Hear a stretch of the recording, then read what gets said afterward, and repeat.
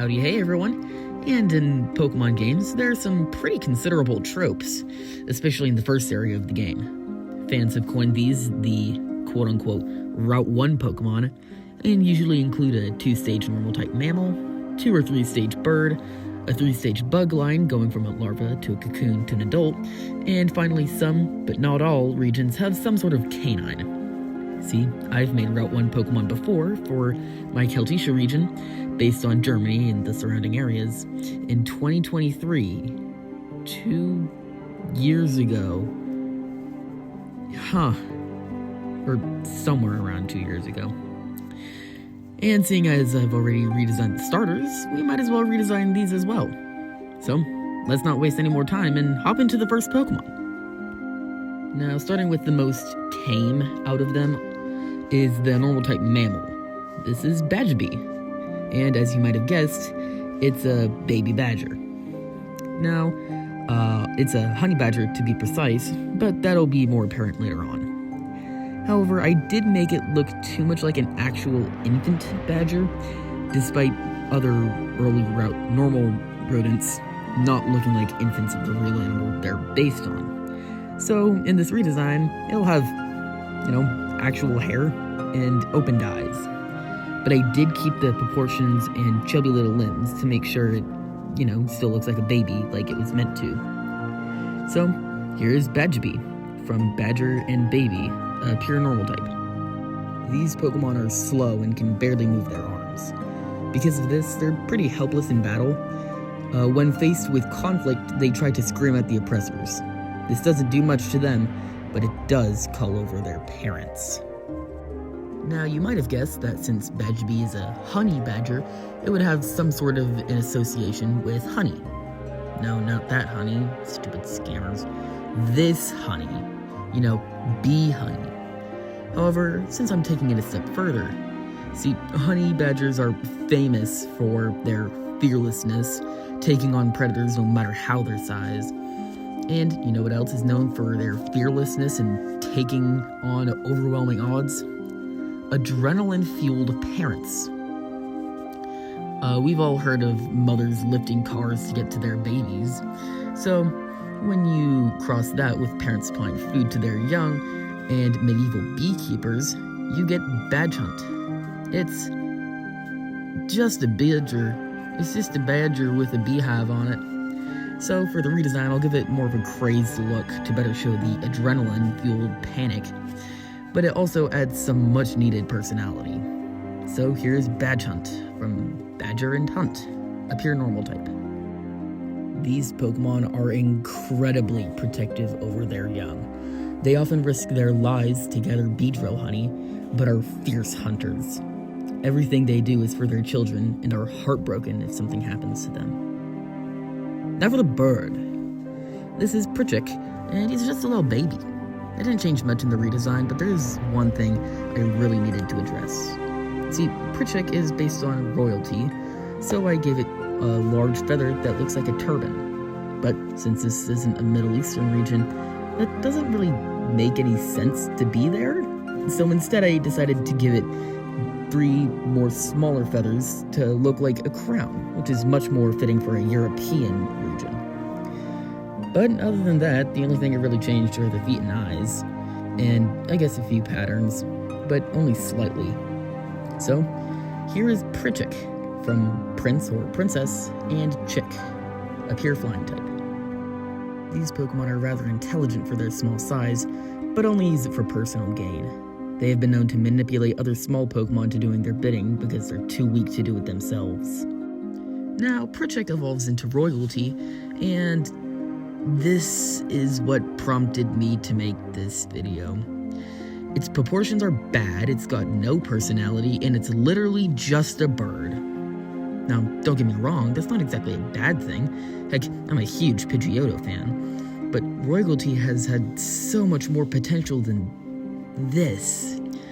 So to fix it, I'm gonna give it a lot more personality, like this pompous prince, like it was originally meant to be.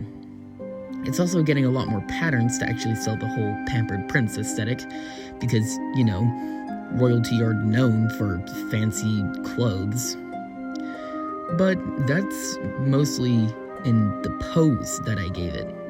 I think that the new pose is great, and the old one is just so boring. I could totally see an episode of the anime where the gang finds a royalty injured on the ground, but is too stubborn to actually ask for help.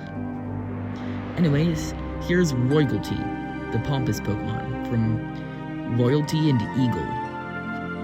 These pompous Pokemon are master manipulators, threatening their younger siblings if they don't do what they want. They will walk all over smaller Pokemon than it, but are pretty helpless in battle since they get little to no experience themselves. And then Royalty evolves into Alregal, and holy cow, upgrade. From the worst design in that whole video to one of the best. To be completely honest, I'm not quite sure how to improve this. It's based on the golden eagle, Germany's national animal. It also takes the golden and golden eagle quite literally by giving it gold plate armor alongside the steel type. This also plays into the royalty theme that the line has been building up to in a few ways. First, kings are usually known to have quite a lot of wealth, usually in gold, but it also references kings leading their armies into battle, seeing that the golden eagle is a symbol of bravery. And when it comes to redesigning it, I really didn't have too much. It's essentially just tweaking the wings a tiny bit and making the face look more like an eagle and less like a parakeet. Anywho, here's Alregal from AU, the periodic symbol for gold, regal, and eagle, a flying and steel type. Upon evolving, these Pokemon have thrown away their selfish attitude and replaced it with a selfless one. They work alongside Corviknight in battle and share the spoils equally. Their metallic armor protects them from harm, and the spikes on their wings spear their prey. Now, usually I don't go over their shinies, but this one I really wanted to pay attention to because it looks like both the bird on Germany's coat of arms and has the additional inspiration of looking really cool. Moving on to the next line, we have the bugs. Larvel is based on the larva of this bug that I'm not going to try to pronounce, a prehistoric bug found in Germany, and how bugs get trapped in amber, and also old people. Weird bunch of inspirations. Anywho, I don't really have much to say about the old design, other than I like how it's fuzzy, like a lot of real larvae, so I'm gonna keep that. And guess what? I don't have much to say about the redesign either. It's just more colorful than the old one and actually has amber on it now. Sorry, I would say more about it, but I was really, really tired when writing the script. But who cares? So, here is Larveld, from Larva and Elder, a pure bug type. These grumpy Pokemon dislike the company of others, and if another Pokemon wanders into their burrow, it will screech at them until they leave.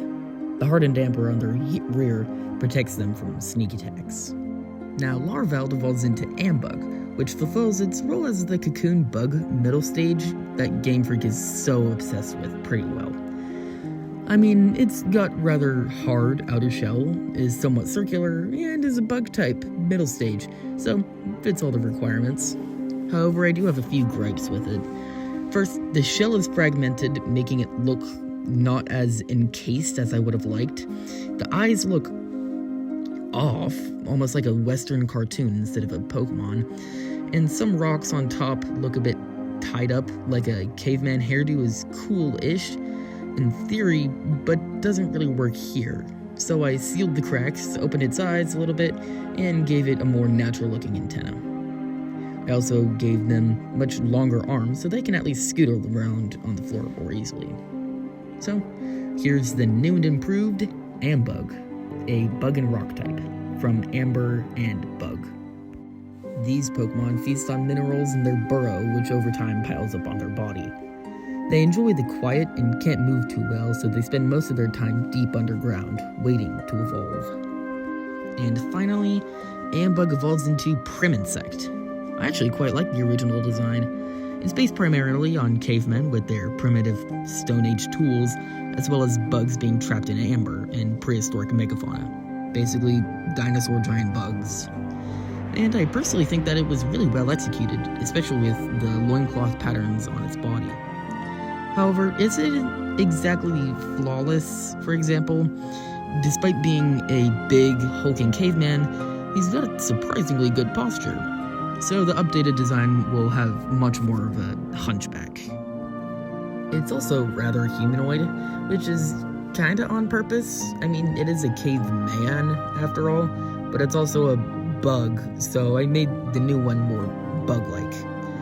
The final major thing that I changed was the amber arms. I wanted them to feel more massive and heavy, but that just isn't present in the old one, so I made the amber coat the whole arm.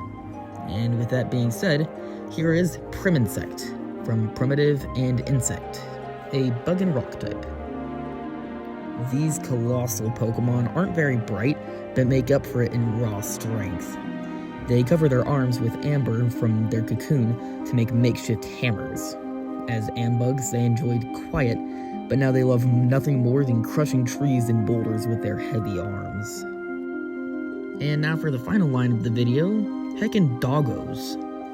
First up is Admapup. He's a cute little German Shepherd because, duh, it's a region based on Germany.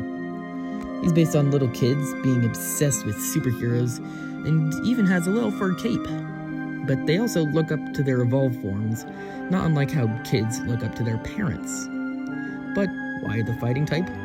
Well, it's going to be explained more in the evolved form, but for now it's just the determination and fighting spirit. Alright, the redesign. It's really just the same thing as the original, but with more energetic pose to really show off that fun and energetic personality like dogs have. So, here is Admapup from Admire and Puppy, a pure fighting type. Admapup admire their majestic evolved form and constantly strive to be like them, often causing them to get into fights they can't win. Despite not being very strong, they are incredibly determined and have lots of energy, allowing them to run for hours on end. And finally, Hundan. Now, normally I would explain the name in the Dex page, but this is my video. I do what I want. Its name comes from Hund, German for dog, and man. Not because it's some weird dog-human hybrid, but rather, it follows the naming convention of Western superheroes. You know, Iron Man, Superman, Wonder Woman, those types of things. It's also why Admapup is so obsessed with superheroes. However, Hundan doesn't have that cape-like fur anymore. That's because it follows the age-old saying, not all heroes wear capes. Yep, it's based on real-life superheroes. This one specifically being a police officer, because, duh, it's a German Shepherd. This also ties back to the name, essentially meaning Dog Man, who, wouldn't you know, is a superhero cop dog. As for the redesign, it's similar to Admapup's, where it's essentially the same thing, but in a slightly different pose, and has slightly different patterns. However, I did completely redo the face, since the original was too minimalistic. And with that being said, here is Hundan, a pure fighting type. Upon evolving, Hundan's courage and speed increased tenfold. There are many stories of Hundan risking their lives for people, and as such are incredibly common to be partners of Celticia's law enforcement. They are also distantly related to Eevee, allowing it to achieve different forms depending on where it evolves. And that's it for just kidding.